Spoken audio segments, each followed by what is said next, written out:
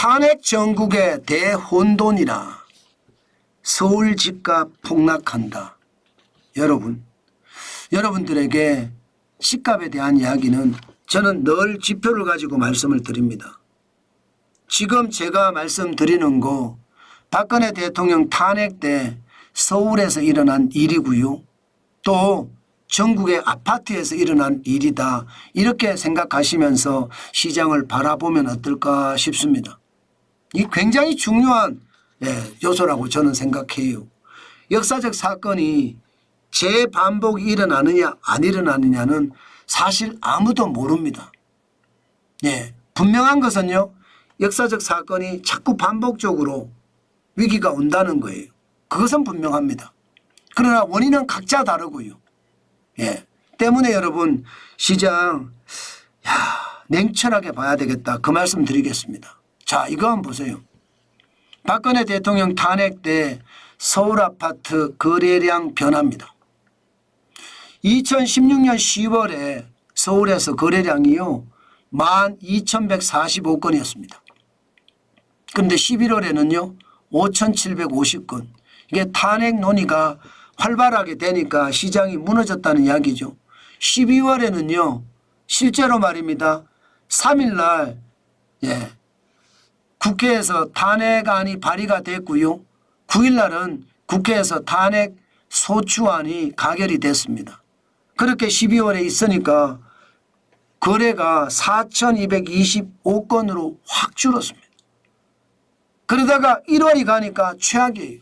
3,731건으로 사실상 2016년 10월 말에서 2017년 1월 말까지 3개월 사이에 69.3%나 줄었습니다.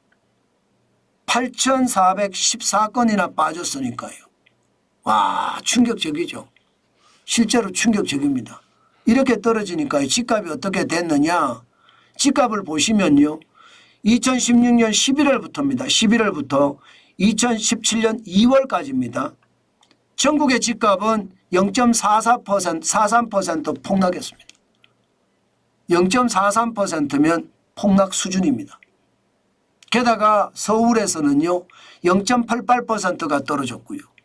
충남이 가장 많이 떨어졌는데 마이너스 1.85%가 떨어졌고요. 경북도 만만치 않았습니다.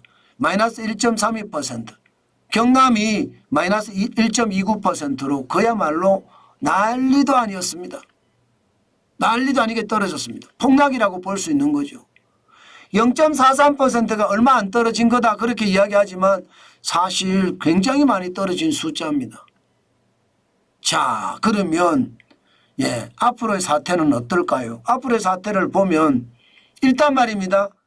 3개월까지는 거래량이 완전히 줄어들다가 2월 달에 늘어나기 시작합니다. 5,735건으로 늘어났고요. 3월 달에는 헌법재판소의 파면이 결정이 됐었는데 8,594건, 4월 달에는 9,357건, 5월 달에는 14,825건. 그러니까 전체적으로 따지면 7개월 만에 예전을 회복을 했습니다. 예전을. 자, 그러면 앞으로 대한민국에서는 어떤 일이 벌어질까요? 일단 전국 아파트 매매값은 떨어지고 있습니다. 지금 지난주만 하더라도 0.03% 떨어졌고요. 그전주는 0.02%, 또 그전주도 0.02% 떨어져 왔거든요.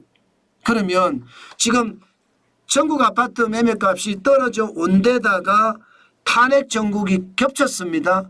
그러면 이게 12월 1월이 겨울 비수기예요. 그것까지 겹쳤습니다.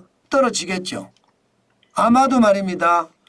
지금 12월에 시작된 탄핵 정국은 1월 달에도 아마 시장에 저는 굉장히 불안감으로 커질 거라고 봅니다. 그만큼 거래량이 줄어든다는 거죠. 안 그래도 줄어들었는데 안 그래도 지금 12월에 보면요 195건이거든요.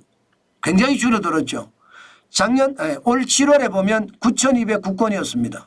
그런데 9월에 3분의 1 토막 났습니다. 3,129건으로 10월에 3,733건으로 굉장히 줄은 상태예요. 11월에도 2,683건으로 현재까지는 굉장히 줄은 상태입니다. 그러면 이게 지금 더 많이 떨어지는 단초가 된다고요? 충분히 그럴 수 있습니다. 떨어지는 시기에 더 떨어질 가능성도 많다는 뜻입니다. 물론 여러분 시장은요 늘 다를 수는 있습니다. 역사적 사실이 재반복은 되지만 똑같은 양상으로 만들어지지는 않거든요. 그렇게 생각을 해보면 뭐 분위기 변화는 있을 수 있어요. 그러나 지금 현실적으로 보시죠. 현실적으로 12월 1월은 비수기입니다. 여기에 현재 떨어지고 있는 상태예요. 오르고 있는 상태도 아니고 이런 상태에서 탄핵 정국을 맞았습니다. 그러면 1중고가 아니죠. 1중고, 2중고, 3중고. 그야말로 세 차례 타격을 준다는 이야기잖아요. 결국 그렇게 되면 집값이 떨어질 공산이 큽니다. 게다가 지난 9월부터 서울 아파트 실거래가 지수는 떨어졌었습니다. 9월에 마이너스 0.01%거든요. 10월에는 어떻게 됐을까요? 11월은 어떻게 됐을까요? 그러면 12월은 어떻게 될까요? 내년 1월은 어떻게 될까요? 저는 여러분 부동산 시장도 지금은요 시장을 똑부러지게 봐야 된다고 봐요.